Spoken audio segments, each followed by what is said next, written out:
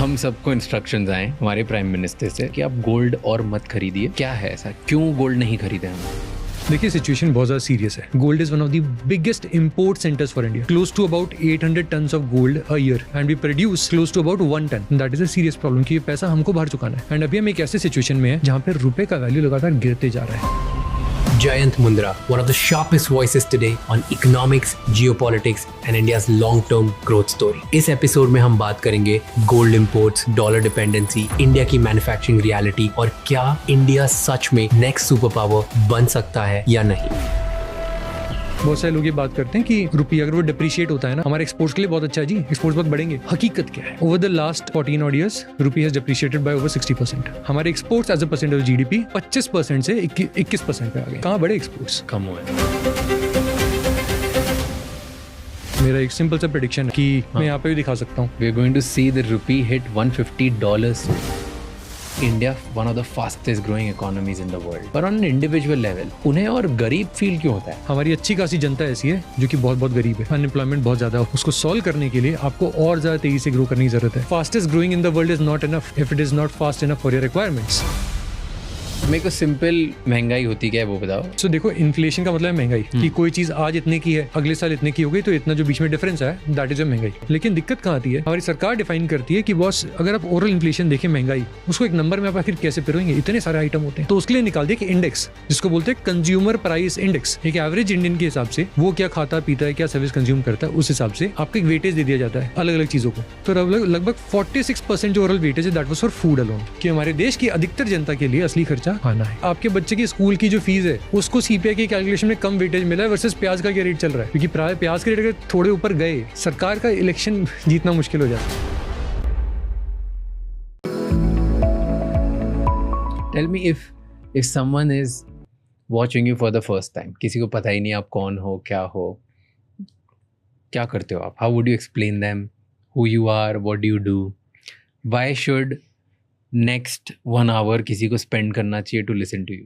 यार मेरा सिंपल सा that I talk a lot of data and second, मैं यूजुअली वो बातें करता हूँ जो कि ज़्यादा लोग बातें नहीं कर रहे होते हैं। मैं ये नहीं कह रहा कि मैं अच्छी बातें करता हूँ, बुरी बातें करता हूँ, मैं खाली कह रहा हूँ मैं वो बातें करता हूँ जो ज़्यादा लोग नहीं कर रहे होते हैं। Okay, interesting. एंड क्यों किसी को सुनना चाहिए आज का पॉडकास्ट? क्योंकि मेरा एक सिंपल सा ये मानना है कि आपको अपना खुद का ब्रेन चलाना आना चाहिए। आपके माता पिता अगर आप अभी पढ़ रहे हैं तो ऑलरेडी लगा रहे हैं, और अब पढ़ के आगे बढ़ चुके, आपके माता पिता ने आपकी पढ़ाई पे आपको अपने से बेहतर बनाने में बहुत ज़्यादा खर्चा किया है, इन्वेस्टमेंट किया, उनकी आपकी बहुत उम्मीद है आपसे। वो इसलिए नहीं किया कि आपको जो भी कोई भी बताए आप उसमें हाँ जी करने वाले बन जाएं। तो ये मैं जो भी कंटेंट डालता हूँ वो इसी के लिए कि मैं लोगों को ये चीज़ पुश कर सकूँ, अपना दिमाग का इस्तेमाल करें। इस पूरे पॉडकास्ट में भी मैं जो भी बातें बताऊँगा उसके थ्रू मैं यही मैं पुश करने की कोशिश करूँगा। इंटरेस्टिंग। सो अपना दिमाग यूज़ करें, हाँ जी नहीं बोलें। Very good point two start, right? कल हम सबको इंस्ट्रक्शंस आए इंडिया में हर सिटीजन को हमारे प्राइम मिनिस्टर से। यस। तो उस पर हाँ जी करना चाहिए कि नहीं करना चाहिए। But before we go there I want to make people understand. So कल एज वी स्पीक, येस्टरडे हमें ये इंस्ट्रक्शंस आए थे कि आप गोल्ड और मत खरीदिए, घर में ज़्यादा रहिए, वर्क फ्रॉम होम करिए, कार पूलिंग वगैरह ज़्यादा यूज़ करिए और फॉरेन ट्रिप्स कम करो, फॉरेन शादियाँ कम करो, राइट? दिस इज़ मोटा मोटी this is what he have said in layman terms. वो फर्स्ट पॉइंट पे जाते हैं कि वाई एक कंट्री के प्राइम मिनिस्टर को पब्लिकली जाके ये बोलना पड़ रहा है कि गोल्ड मत खरीदो। क्या है ऐसा, क्यों गोल्ड नहीं खरीदे हम? देखिए, सिचुएशन बहुत ज़्यादा सीरियस है, ठीक है? मैं आपको सिंपल से एक वे में समझाता हूँ। आपको पता है हम साल का कितना गोल्ड हम इंपोर्ट करते हैं और हम कितना हम खुद यहाँ पे प्रोड्यूस हम करते हैं? We import close to about 800 tons of gold a year into India and we produce close to about 1 ton. 800 ton 1 ton. Okay, simple. And हम बनाते से प्रोड्यूस 1 टन करते हैं। यस। ओके। अब लोग बोल सकते हैं कि हमारे पास तो KGF था जो कोलार गोल्डफिश जो यश की मूवी से बहुत पॉपुलर हो गया, राइट? थिंग इज वो माइन थी, तब भी हम उतने कोई बड़े प्रोड्यूसर्स नहीं थे। सोने की माइन है बोल के बहुत अच्छा लगता है, एंड इंडिया की ओनली एक्टिव मेजर माइन थी तो और ज़्यादा वो लगता है, बट थिंग इज उससे इतना सोना नहीं आता था। अभी आज के दिन आपका लॉयड ग्रुप है एक, आई थिंक लॉयड ग्रुप है, वही अभी एक इन्वेस्टमेंट करके वो लोग अभी आंध्र प्रदेश के अंदर एक और माइन को भी एक्टिवेट कर रहे हैं। उससे लगभग पीक कैपेसिटी पे लगभग 1.5 टन और आएगा, 1.5 टन्स। कितना हो जाएगा हमारा, घुमा फिरा के 2.5 2.5 टन, 3 टन हो गया।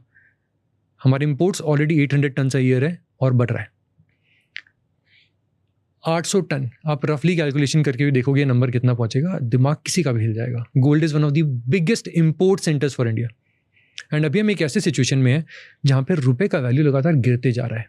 तो ये बिल जो है 800 टन से, अगर हम अगले साल दोबारा 800 टन ही मंगाते हैं, ये जो बिल है ये और बढ़ते जा रहा है, लेकिन वॉल्यूम में नहीं बढ़ रहा है, वैल्यू में उसकी वैल्यू बढ़ती जा रही है इंडिया के अंदर। That is a serious problem कि ये पैसा हमको बाहर चुकाना है। तो एक आम आदमी के लिए, मेरे लिए क्या फ़र्क पड़ता है? आपको यहाँ से इस तरह फ़र्क पड़ेगा कि अगर आप सोना और ख़रीदेंगे तो सोने की पेमेंट करने के लिए हमारी सरकार को चाहिएगा डॉलर, आरबीआई को चाहिएगा डॉलर, कि पेमेंट मोस्टली डॉलर्स के अंदर होती है।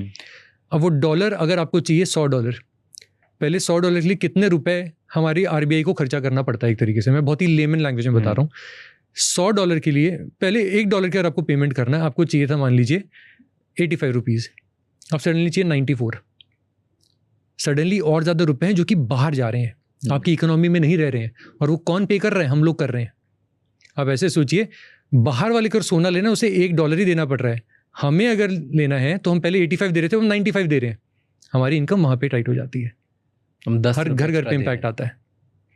मैं आपको एक सिंपल से एक दूसरा एग्जाम्पल से बताता हूँ। अभी 95 पॉइंट समथिंग हो गया ना, ऐसा ही कुछ चल रहा है। तो हम 10 रुपए एक्स्ट्रा दे रहे हैं हर गुड। या एंड मान लीजिए कि सोने का रेट यही रहता है अभी जो लगभग आई थिंक कितना चल रहा है, $4,500-$4,600 पर आउंस, ठीक है। मान लीजिए सोने का रेट यही रहता है बाहर के मार्केट में, लेकिन रुपए अगर डिप्रिशिएट होता जाता है, सोने की वैल्यू बाहर वही है, लेकिन हमारी जेब से उतना ही सोना इंपोर्ट करने के लिए ज़्यादा पैसा लगेगा। हम जो दुकानों से सोना खरीदते हैं उसका रेट और बढ़ेगा।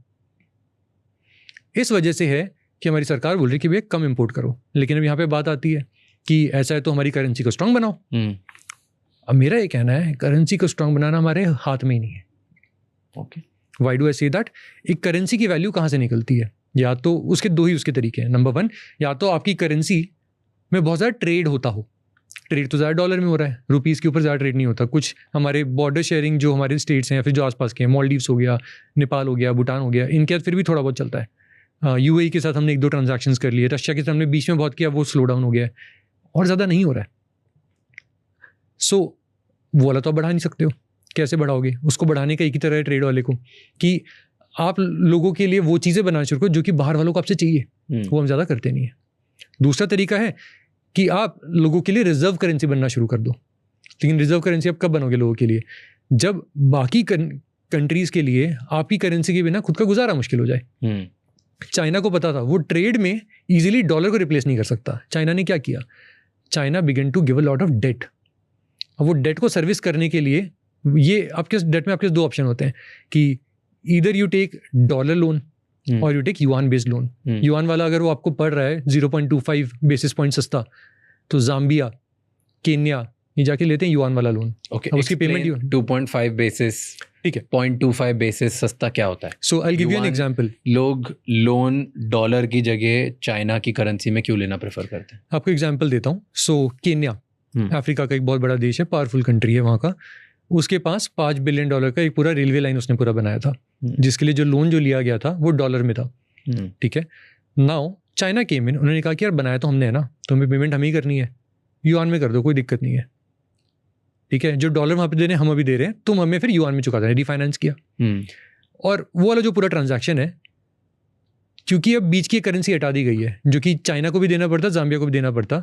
Zambia is now saving around $250 million on this one, right.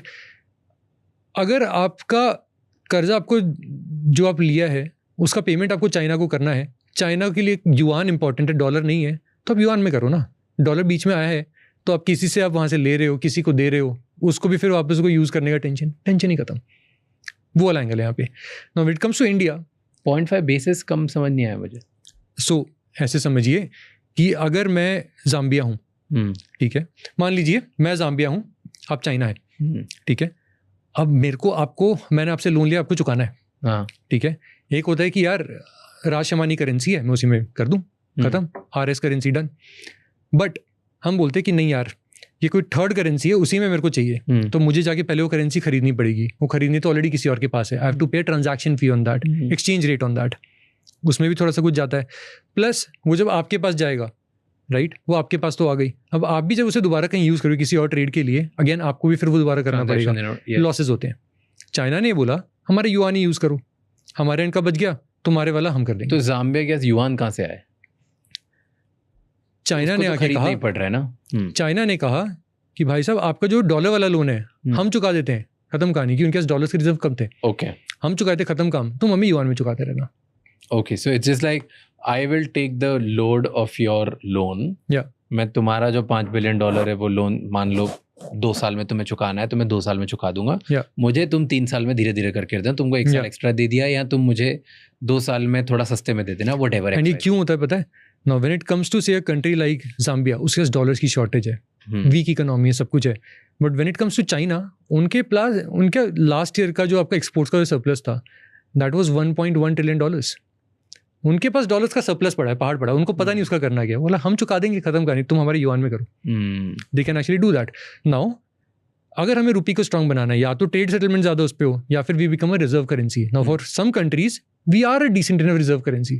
Maldives के लिए थोड़ा है, आपका नेपाल के लिए थोड़ा सा है, आपका श्रीलंका के लिए थोड़ा है, भूटान के लिए बहुत बड़ा है, but in the end these are very very small economies, very small countries, minuscule. या हमारे मेजॉरिटी स्टेट्स इनसे बड़ी इकोनॉमीज है अपने आप में। No offence to anybody from these countries, but है जो है, राइट। सो वहाँ पे आता है बात कि बॉस हमारी करेंसी की डिमांड का है। ऊपर से प्रॉब्लम क्या आती है?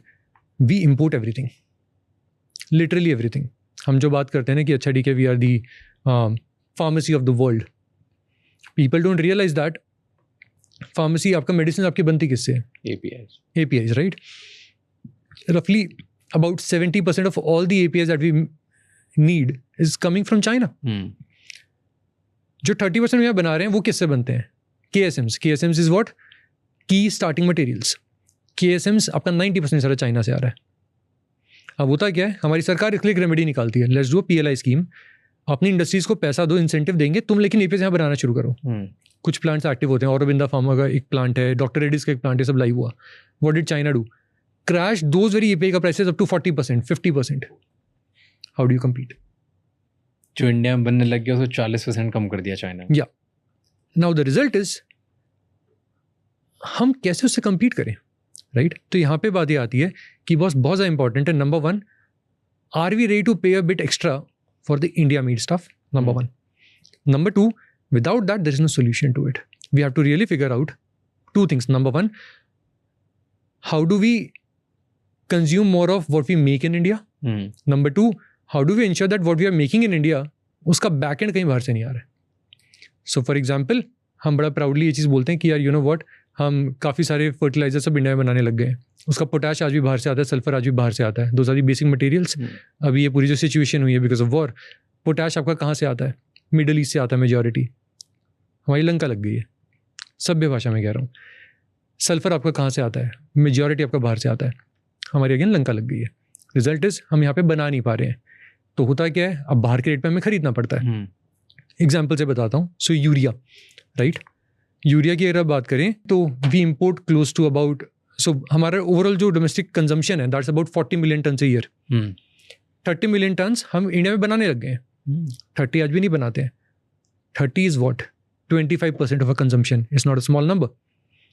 How do we solve for it? उसका एक रास्ता बनता है, अगर इंडिया में नहीं बना सकते हो, कैप्टिव कैपेसिटीज बाहर बना लो। इंडिया ने क्या किया? 50-50 जॉइंट वेंचर किया रशिया के साथ, क्योंकि ऑलरेडी यूरिया हमारा अच्छा खासा रशिया से भी आता है। We did a joint venture जो कि अब 2 मिलियन टन का वहाँ पे प्लांट लगा रहा है। It will eliminate the hurdles for at least 20% of the imports that we do. Let's do that. उस तरह के कई सारे रास्ते जो हमें अपनाने पड़ेंगे अक्रॉस डिफरेंट सेक्टर, जो हम उसको एड्रेस करें तब जाके कुछ होगा। अब जरा सोचिए एक बात कि अभी कोल इंडिया जो हमारी है, right?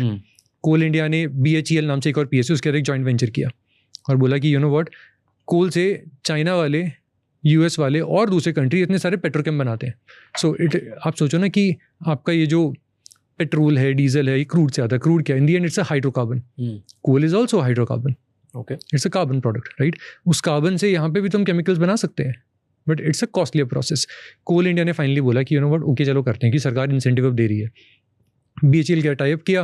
They are building a plant जो कि L&T एग्जीक्यूट कर रहा है, and they are building a plant for ammonium nitrate. Ammonium nitrate हमारा annual consumption is 8.8 lakh tons. Deepak group है यहाँ पे, जो कि लगभग 6 लाख टन का उनकी कैपेसिटी है, बट वो ऑपरेट करते हैं लगभग 75% ओवरऑल कैपेसिटी पे। क्यों? रशिया से बहुत ज़्यादा चीप इंपोर्ट्स आ जाते थे। Now because of government incentives, coal India और बेल का कहना है कि यार हम तो उस रेट पे कम्पीट कर पाएंगे, so let's build a plant. अभी जो प्लांट लगा रहे हैं दैट हैज 6.6 लाख टन का एनुअल कैपेसिटी। मतलब क्या हुआ? हम नेट इंपोर्टर से सीधा नेट एक्सपोर्टर बन जाएंगे। Let's do more of these. जैसे जैसे एक एक करके बेसिक्स, और ये बहुत सारे बेसिक्स हैं, हर इंडस्ट्री के छोटे छोटे हैं, जैसे से उनको सॉल्व किया जाएगा तब जाके होगा कि बाहर से हम जो हर छोटी छोटी चीज़ हम इंपोर्ट करते हैं वो चीज़ एलिमिनेट होगी, सप्लाई चेन वहाँ से सॉल्व होगी। It is not the top down approach कि चलो पहले असेंबली करते हैं फिर वो बना लेंगे। कुछ इंडस्ट्रीज में वो चलता है, इलेक्ट्रॉनिक्स में वो चलता है। इन मेजॉरिटी ऑफ द थिंग्स आपको उल्टा करना पड़ेगा। बट देन अगर गवर्नमेंट हर किसी पे एक इंसेंटिव देगी, एक सब्सिडी देगी उसको मेंटेन करने के लिए, तो उसके लिए पैसा लगेगा। या तो वो अगर गवर्नमेंट के पास ज़्यादा पैसा ही नहीं है, जहाँ पे वो मेजर फाइट है, वो सारी इंडस्ट्रीज को देगी कैसे? पैसा तो ऑलरेडी दिया जा रहा है सर। सो पहली बात ये, चाइना भी हर इंडस्ट्री को पैसा देता है, ठीक है, इंडिया भी दे रहा है। So for example JSW group आता है। JSW ग्रुप ने अनाउंस किया महाराष्ट्र के अंदर कि नागपुर के पास बुटीबोरी रीजन है, मैं वहाँ पे 25,000 करोड़ का इन्वेस्टमेंट करूँगा।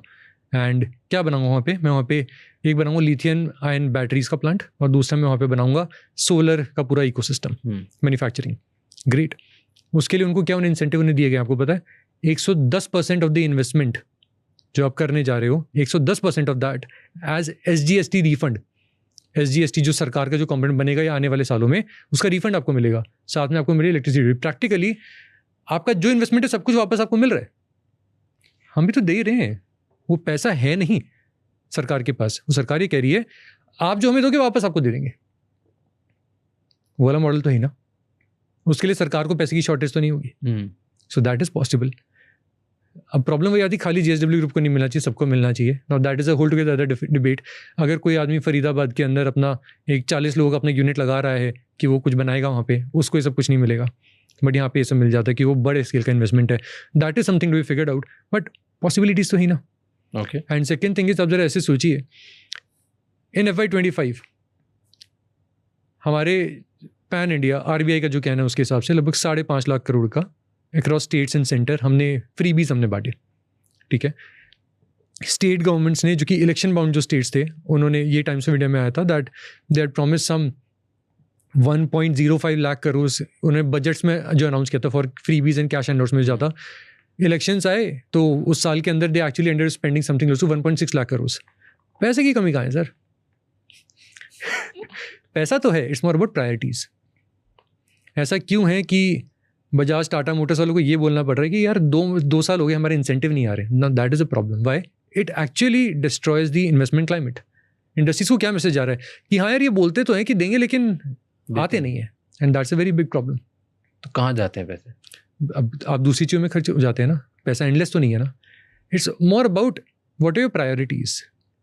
सो that's what my point is, right? Government की प्रायोरिटीज में भी XYZ है, तो अगर वो इन पे लगाती तो दूसरी जगह कहीं से सिस्टम खत्म होगा ना, कहीं पे तो जा रहा होगा वो पैसा।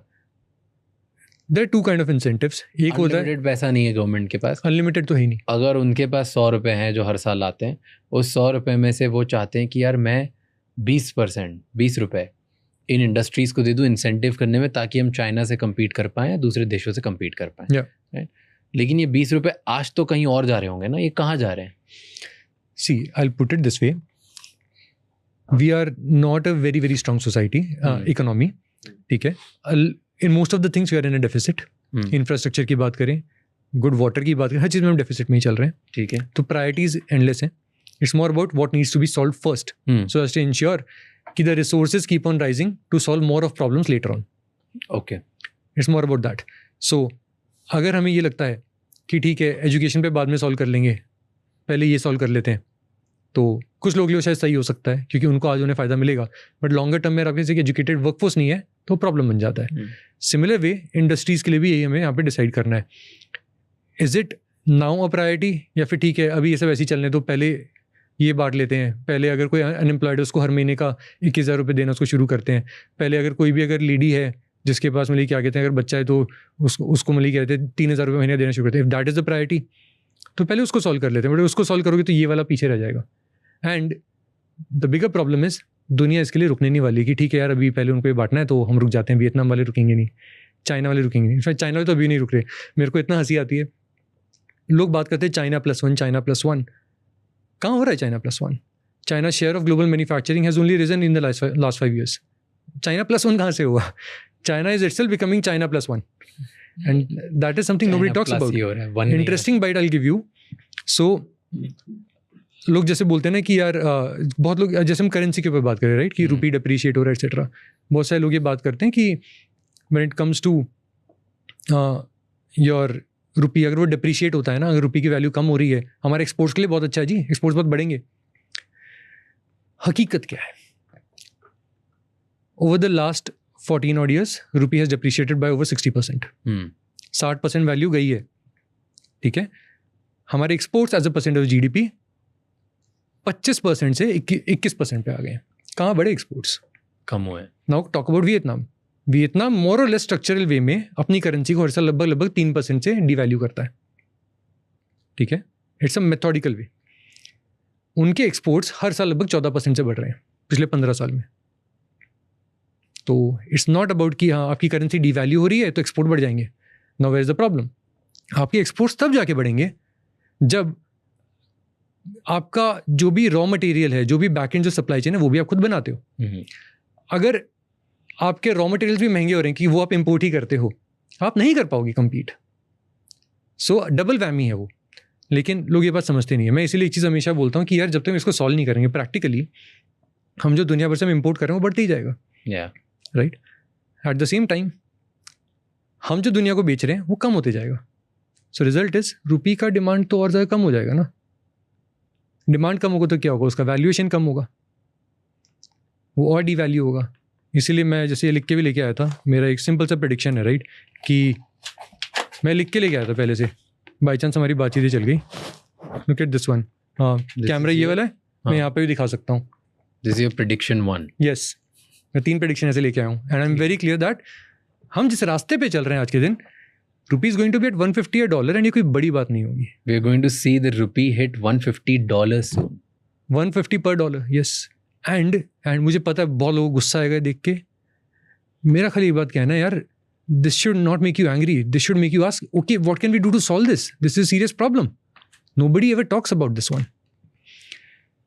इसके लिए we have to seriously do things जो कि हमारे मोदी ऐसे फॉर एग्जाम्पल बोल रहे हैं ना कि okay let's import less of gold, let's you know commute less, let's go out less, कम बाहर जाना है ताकि पेट्रोल बचाएं, डीजल बचा सकें। कब तक कर लोगे ये? 150 करोड़ की जनता को आप कब तक घर के अंदर बिठा लोगे? This is no more Covid. And to be very frank, लोगों को बुरा लगेगा बट ये आज से 5 साल पहले वाला इंडिया भी है भी नहीं कि मोदी ने कहा कि थालियां बजा दो आज बजा देंगे, वो नहीं होगा, right. People have begun to ask certain questions, people are no more that. तो यहाँ पे अब सीधी सी आपकी एक बात आती है कि we really need to solve the basics. अगर आप चाहते हो कि लोग गोल्ड कम इंपोर्ट करें, हम एज अ कंट्री कम इंपोर्ट करें, कम खरीदें, सोल्यूशन इज कम खरीदे ताकि हम कम इंपोर्ट करें। अगर हम चाहते हैं हम कम इंपोर्ट करें, उसका एक ही तरीका है, आप डोमेस्टिकली प्रोड्यूस करना शुरू करें। अब लोग बोल सकते हैं कि यार है ही नहीं, कहाँ से करेंगे? चाइना के पास भी नहीं था। चाइना ने क्या किया? एक्सप्लोरेशन शुरू किया। आउटकम क्या होता है? In November China announced a major gold discovery towards the northern part जहाँ पे उसके डेजर्ट्स हैं, ठीक है। लो ग्रेड ऑफ गोल्ड, लेकिन वहाँ पे गोल्ड है। अब वो काम शुरू कर रहे हैं। Towards end of December one more such announcement. In December they announce Asia's largest, ये प्लीज़ आप लोग गूगल कीजिएगा, ये वाला कैमरा है, आप प्लीज़ गूगल जरूर कीजिएगा, Asia's largest undersea deposit of gold. हम इतनी बात करते हैं ना ब्लू इकोनॉमी, हमारे बजट में अनाउंस हुआ था, इससे पहले वाले साल में निर्मला सीतारमण जी ने किया था। उनकी हमारे ब्लू इकोनॉमी में हम इसके ऊपर ही हो जाते कि हमारी फिशिंग इकोनॉमी, ये वो जो फिशरमैन इकोसिस्टम इतना बड़ा है, फिश फार्मर्स हैं उनका क्या ये वो, उससे हम कुछ कर नहीं रहे। वहाँ पे उन्होंने समुंदर के अंदर जा करके, समुंदर में लगभग 6 किलोमीटर की डेप्थ पे एशिया का सबसे बड़ा गोल्ड डिपॉजिट ढूंढ लिया है। वो उसकी माइनिंग की प्लानिंग कर रहे हैं। उनके पास था नहीं सोना, उन्होंने ढूंढा। It's up to us. हम हमेशा से क्या बोलते हैं सर कि we are the biggest repository of, we are the biggest reserves of thorium, right. China top 5 में भी नहीं आता था, and quite recently they announce that okay we have found thorium. था नहीं, ढूंढा है। जो चीज़ नहीं है उसके लिए उन्होंने क्या किया, they went abroad and acquired the mines, why aren't we doing it. और प्रॉब्लम ये है कि सोना बाहर से इंपोर्ट करते हैं और वो डॉलर का रेट हो रहा है। इंश्योर करो कि जो कंपनी को हम पेमेंट कर रहे हैं इंपोर्ट करने के लिए वो कंपनी इंडियन हो। हम जो रशिया में जो हम ये जॉइंट वेंचर में प्लांट लगा रहे हैं यूरिया का, वो क्यों लगा रहे हैं कि एटलीस्ट वो कंपनी तो हमारी है ना। अगर हमारी सरकार इतनी बड़ी सब्सिडी देती है यूरिया के ऊपर, वो जाए तो उसी कंपनी से जिसमें कम से कम 50% हमारा हक है। इन द एंड तो हमारे पास वापस आ जाएगा। When it comes to these things, हम क्यों नहीं बाहर एक्वायर कर रहे थे? Those are the ways to solve it. Oil and gas, मैं मानता हूं जो इससे पहले की सरकारें थी उन्होंने भी कुछ खास नहीं किया। इस सरकार ने कोशिश बहुत करी है, लेकिन अब ऑयल एंड गैस का क्या होता है कि यार आप बहुत सारा आप एक्सप्लोरेशन के लिए आप एरिया खोल सकते हो, you can start exploration, but उसमें मिलेगा नहीं मिलेगा गारंटी नहीं होता है। और आपको मिल भी जाए, जैसे भी रिसेंट में आपने न्यूज़ पढ़ा होगा, हरदीप सिंह पुरी जी जो कि हमारे पेट्रोलियम एंड गैस के जो मिनिस्टर हैं, उन्होंने बताया कि okay big event for India कि अंडमान में we have found a gas का डिपॉजिट, वहाँ से मीथेन गैस रिलीज हो रहा था। So it's a big positive, but let us be realistic as well. अभी वहाँ पे डिस्कवरी हुई कि हाँ गैस है, is it commercially viable to extract it? उसमें और लगने 4 से 5 साल। और वो प्रूव होता है तो जाके वहाँ पे इन्वेस्टमेंट शुरू होंगे to extract it, which is another 3-4 years। तब तक शायद 2 सरकारें और आ चुकी होंगी। But I am trying to say is it's a very long gestation thing.